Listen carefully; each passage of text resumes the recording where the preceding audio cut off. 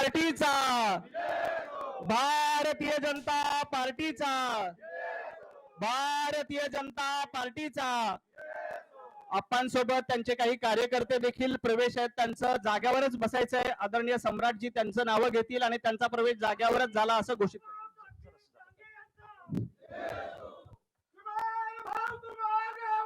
आज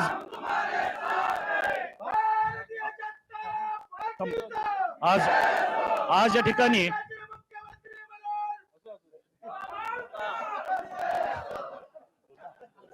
जुने कार्यकर्ते असल्यामुळे साहेब थोडं झालेलं आहे। मनोहर जोशी साहेबांचं ते नाव घेतलं।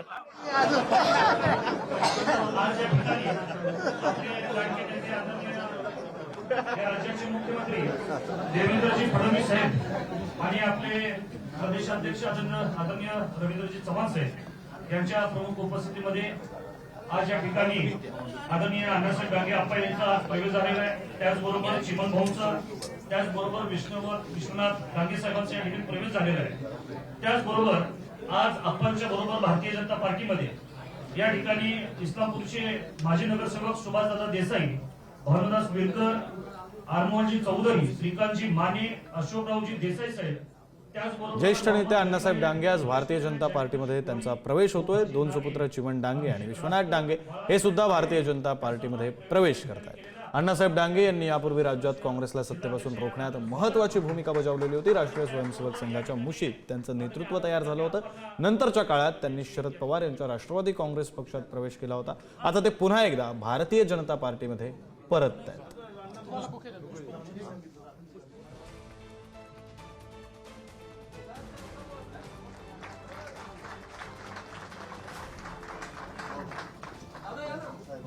थोडासा बदल आहे। चिमन भाऊ डांगे या ठिकाणी आपलं मनोगत व्यक्त करतात।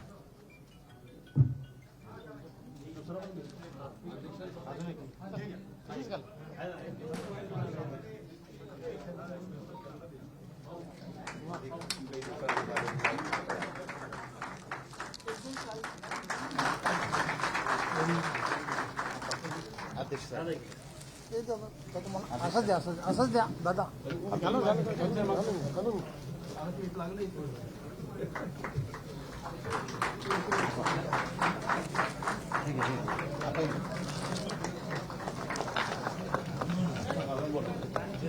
बसून बोलला तरी चालेल।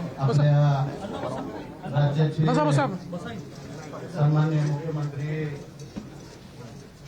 देवेंद्रजी फडणवीस साहेब, भारतीय जनता पार्टीचे प्रदेश अध्यक्ष आदरणीय रवींद्रजी चव्हाण साहेब, आमचे जिल्ह्याचे पालकमंत्री, आमचे मार्गदर्शक चंद्रकांत दादा, जिल्हा अध्यक्ष सम्राट बाबा, स्टेजवरील सर्व मान्यवर, उपस्थित सर्व बरोबर आलेले या राज्यातून आलेले सर्व कार्यकर्ते बंधूंनो, खरं तर तुमच्या सगळ्यांचं मी मनापासून आभार मानतो।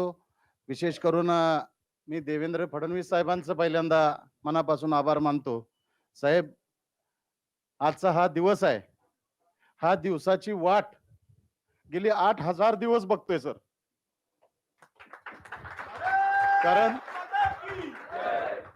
8,000 दिवसात एकही दिवस असा नसेल की या दिवसाची कधी आठवण आली, एक मिनिट भर का होईना आठवण आल्याशिवाय राहिली नाही साहेब। पण आजचा हा जो दिवस आहे आमच्या दृष्टीनं अतिशय महत्वाचा आणि आमच्या आयुष्यातला सुवर्ण अक्षराने लिहिणारा दिवस आहे। तो दिवस फक्त आणि फक्त साहेब तुमच्यामुळं आज हे आम्हाला बघायला मिळालं, आज इथं यायला मिळालं। कारण साहेब, ज्या वेळेला आदरणीय आप्पांनी भारतीय जनता पार्टी सोडली आणि तेव्हापासून आजपर्यंत आम्ही 23 वर्ष साहेब वाट बघतोय की अण्णासाहेब डांगे आप्पांनी भारतीय जनता पार्टी का सोडली याचा कुणीतरी साहेब कधीतरी विचार करेल। परंतु दुर्दैवानं 23 वर्षात साहेब विचार झाला नाही। पहिले तुम्ही आमच्या दृष्टीनं आमचे देवदूत म्हणलं तरी वावग होणार नाही। तुम्ही पहिल्यांदा आदरणीय चंद्रकांत दादा असतील, आमचे समित दादा असतील, मकरंद भाऊ असतील, शेखर इनामदार साहेब असतील, या चौघांनी तुमच्यापर्यंत आमच्या ज्या काही वेदना होत्या की 23 वर्ष ज्या आम्ही एक मिनिट विसरू शकलो नाही, त्या सगळ्या वेदना साहेब तुम्ही त्यांच्याकडून ऐकून घेतल्या। आणि आजचा खरं तर तुम्ही आजचा जो दिवस आहे तुमच्यामुळं आज आम्हाला हा दिवस बघायला मिळतोय. मी तुमचे मानावे तेवढे, खरं तर वयानं तुम्ही माझ्यापेक्षा 2 वर्षानं लहान आहात साहेब, पण हा दिवस घडवून आणायला तुम्ही हो, ते सांगतो कारण हा दिवस घडवून आणायला साहेब तुम्ही जे काही हे केलंय त्याच्यासाठी मी साष्टांग दंडवत घालायला लागला तरी सुद्धा मी साहेब मागे बघणार नाही, कारण आमच्या दृष्टीनं आजचा हा फार महत्वाचा दिवस आहे साहेब. साहेब आपले वडील आदरणीय काका असतील, काकी असतील, आपण त्यांच्या बरोबर सुद्धा काम केलं. अगदी आपल्या घरात येऊन चहा नागपूरला आल्यानंतर एवढे दोघांचे जवळचे संबंध होते आणि सुदैवानं तुम्ही आणि मी सुद्धा 98-99 आपण भारतीय जनता युवा मोर्चाचा प्रदेश उपाध्यक्ष म्हणून आपण एकत्रित काम केलंय. म्हणजे साहेब आप्पांची पिढी असेल, आपली पिढी असेल, आपण सगळेजण तेव्हापासून एकत्र आहे. आम्ही राजकारण मला जेव्हापासून कळते साहेब, मला आठवतंय की सगळेजण महाराष्ट्रात भारतीय जनता पार्टी असेल, त्याच्या आधी जनता पक्ष असेल, त्याच्या आधी जनसंघ असेल आणि सगळं मिळून राष्ट्रीय स्वयंसेवक संघ असेल. साहेब महाराष्ट्रात सगळीकडे काम करताना जरा बऱ्यापैकी परिस्थिती होती, पण आम्ही जन्मालाच अशा ठिकाणी आलो पश्चिम महाराष्ट्रात की तिथं काळ्या दगडावर घन घातलं तरी सुद्धा दगड फुटला नाही, अशी परिस्थिती असणाऱ्या ठिकाणी आम्ही भारतीय जनता पार्टी असेल, जनसंघाचं काम असेल, राष्ट्रीय स्वयंसेवक संघाचं काम असेल, तेव्हापासून करतोय. त्याचे जे काही त्रास सहन करायचं साहेब सगळे केलेले आहेत. अगदी माझा मोठा भाऊ परवा 4-6 महिन्यापूर्वी गेला, सर्जेराव डांगे यांना पळवून नेण्यापर्यंत साहेब राजकारण्यांनी 3 दिवस गायब केलं होतं. सगळ्या गावांना शोधून आणलं, आमच्या घरावरचे घर पेटवण्याचं काम केलं, अगदी आप्पांच्यावर खुनी हल्ला करण्यापर्यंत या राजकारणात त्रास सहन केला भारतीय जनता पार्टीत आम्ही त्यावेळेला काम, पण आप्पा कधी डगमगले नाहीत आणि विचारापासून कधी बाजूला आले नाहीत. अशा परिस्थितीत साहेब आप्पांनी काम केलं, आम्ही पश्चिम महाराष्ट्रात काम केलं. आज दिवस चांगले आले, परंतु त्यावेळची परिस्थिती साहेब आपल्याला माहिती आहे. पश्चिम महाराष्ट्रात काम करताना काय आपल्याला, कारण अपमान तर आमच्या दररोज 5वीलाच पोचला होता, त्याची आमच्या एवढी शरीराला सवय झाली होती की आम्हाला कोण काय बोललं तरी वाटायचं नाही.